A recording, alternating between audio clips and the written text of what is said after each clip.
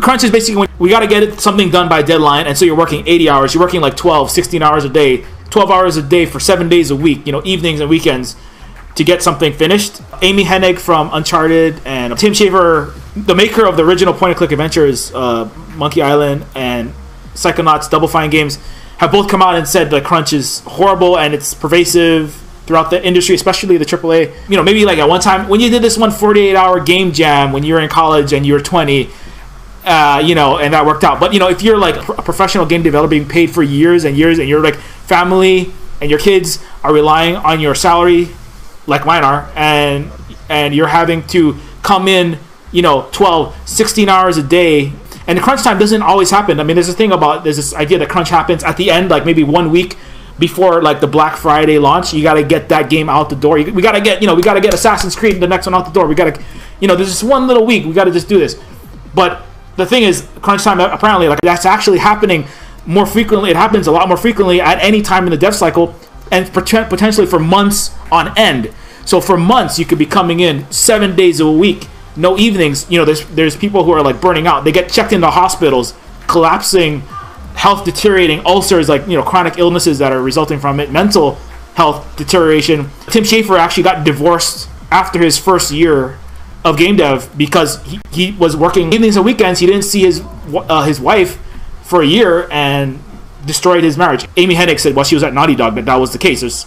People were like, there were divorces, parents were growing up without seeing their children, and it was just like, it sounds cool, like, oh yeah, we're such hardcore game devs, we're just gonna like crunch and crunch and crunch. But long term, it's not a practice that's healthy for the industry, for human beings. Game developers are they're game developers, but they're also human beings, and you're not 18 forever.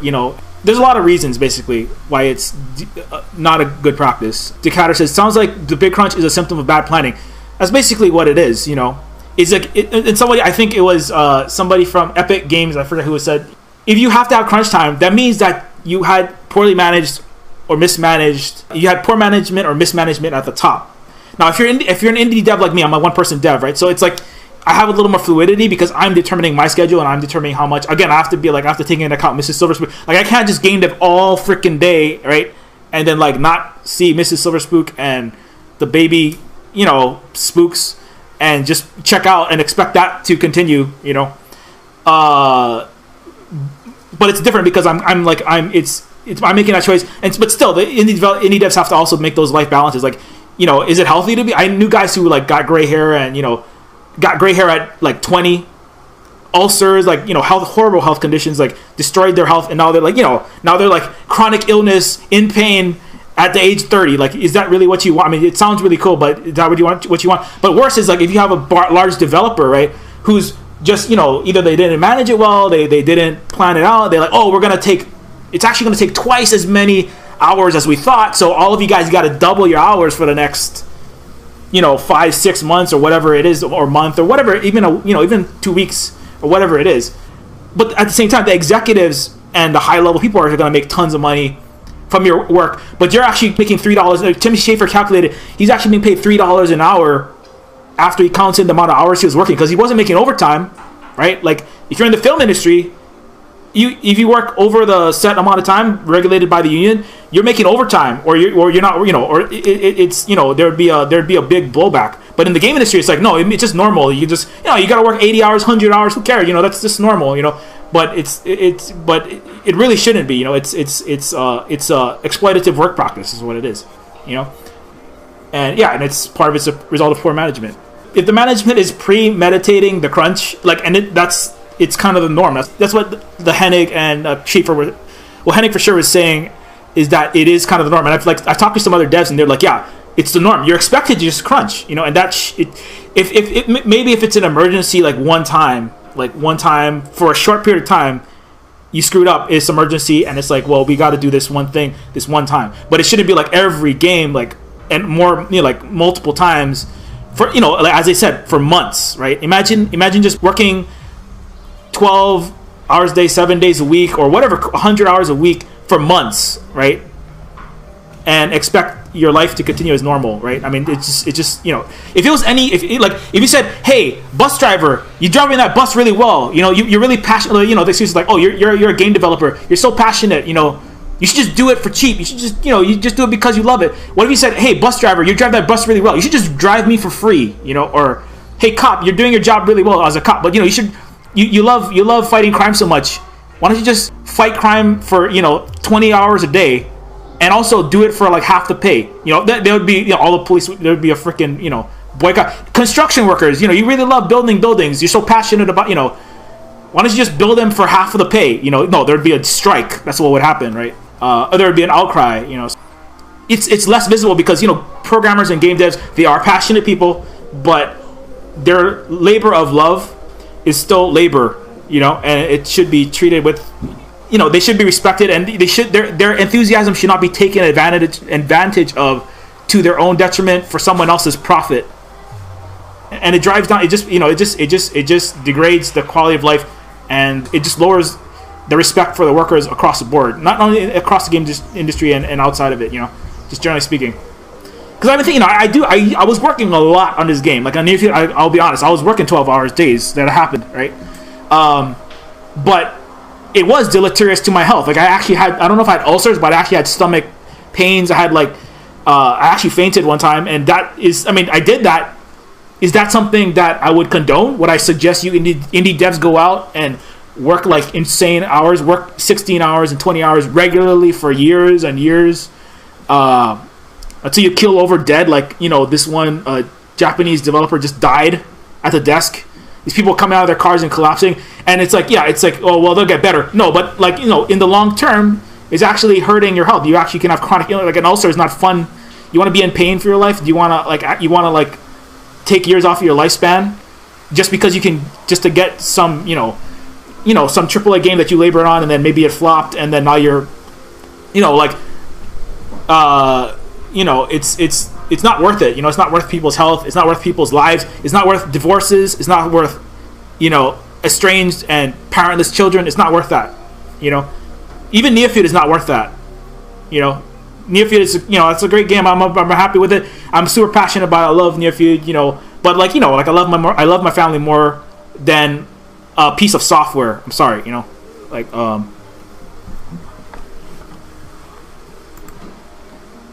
I don't know anyways, I could go on a long time for that. In any media production,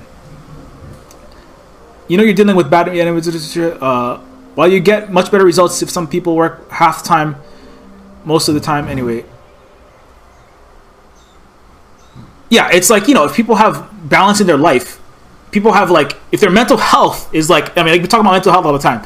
What about the game developers' mental health? If their mental health is taken care of, where they're not totally out of balance in their life, they're going to be producing better products. And it's just like I said, when I'm game developing, this was times when I was 3 a.m. and I have to go to work at 9. I'll be up at 3 a.m. work.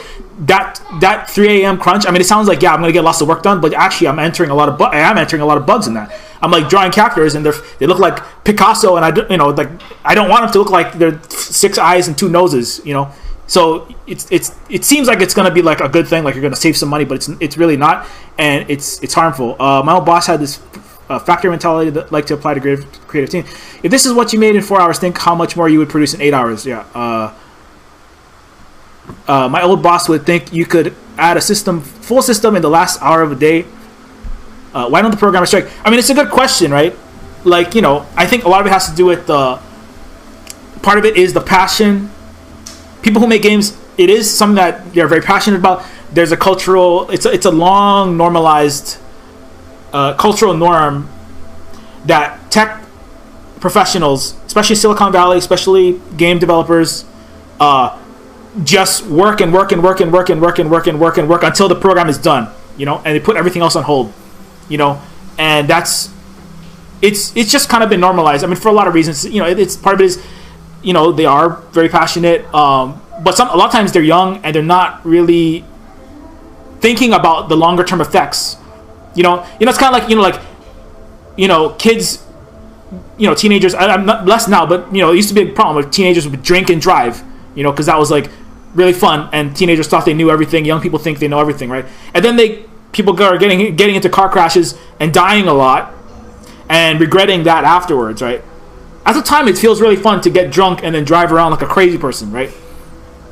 But the negative consequences that are not worth that little bit of fun, like all your friends dying and you feeling bad about killing some children when you're 17 years old, because you wanted to have fun. Like that negative consequence doesn't hit until like after you've already made the decision. You're not in the position to make. You're not in the right mindset to make that decision of drinking. You're not cognitively prepared to make that decision. So like young programmers are not cognitively prepared to. They don't really understand the ramifications of this kind of crazy amounts of work, and and it's hard to tell a young person what to do, and I think that's part of it. And especially, it was hard to tell me, hey, stop working like crazy on Neofeud. It's hard, but you have to, and so that so it makes it harder to get. Hey, all you programmers, all you game developers, all you people in this one studio, we're being treated poorly. We want to let's communicate our dissatisfaction to management. Potentially, let's strike, or let's take a collective action, right? Like that. That is more difficult because of the nature of the average personality type, the culture of programmers, of the tech and Silicon Valley culture of game development culture. And it's not something that can change. It's just something that has been normalized over. So, like as I said, Tim Schafer. This is like from the '90s, right? This is long running stuff. But the point is that like there are starting to know. There are more people that are noticing it. It's being identified as an issue. That can be addressed. I think it should be addressed. Maybe it's not going to happen right now. Maybe it's not going to happen tomorrow. But but again, there's a lot of examples. Like at one time, it was fine to let them have seatbelts in cars. At one time, it was fine to smoking was the best thing in the world. If you ever watch Mad Men, right? But we've learned better, and we've made changes in the society that have limited the amount of drunk driving, limited the amount of told people this is the real risk of tobacco abuse. We've had unions. Hollywood has unions, right? That's an entertainment industry. Actors and writers are really passionate about their art, right? Like game developers, actors, filmmakers, but they still have But if they're asked to work, so it's not like it's impossible. It's just that it will take it will take a lot of collective. It'll take a lot of journalists bringing it to the forefront. It'll take a lot of people talking about it. It takes a lot of game developers saying, a lot of high-profile game developers like Amy Hennig, like Tim Schafer, coming out in solidarity, like the sexual misconduct thing that's happening right now with Harvey Weinstein and the Me Too and all that. There's solidarity across the board. Now it's dangerous to engage in these negative practices, right, of sexual misconduct. So if there's a lot of solidarity, if there's enough people talking about bringing it to attention that, hey, engaging in exploitative game development practices is bad. And there will be people will boycott the game. People will, you'll be found out that you're engaging in these things, and it's not a thing that we should be doing. Then companies will make changes, I think. Anyways, it's a long. I could go a long time. I just was thinking a lot about it recently because I was writing an article about the nature of crunch and that kind of stuff. Anyway, it's a long thing, but I mean, it's a thing. I mean, Decoder, if you're gonna be a programmer, like it's a thing you should think about. If you have a boss, let's say you got a college, you get hired, and they say, everybody's just expecting you to work 100 hours. I know programmers who work 160 hours. I know a guy who had to work. He literally 160 hours a week for like a month. I don't know. They just kept serving him Red Bulls and freaking Monsters. And I was drinking a lot of Red Bull Monsters, but I mean, this guy he was just he was working on a big contract, but still, that was it was just expected. Like, you're gonna work 160 hours at his particular firm. I'm not gonna say which one, but if they ask you to do that, think about it. Really, I mean, think about is that a company you really want to work for? Is that a culture that's something you really want to encourage? Because Tim Schafer in his company, he said that he's in his game dev company, he's trying to not he's actively creating a culture where that is not expected and that shouldn't be the norm. So if you end up working over, where you cannot. I mean, I think like in Europe, I think in Germany, it's like illegal to work over a certain amount of time.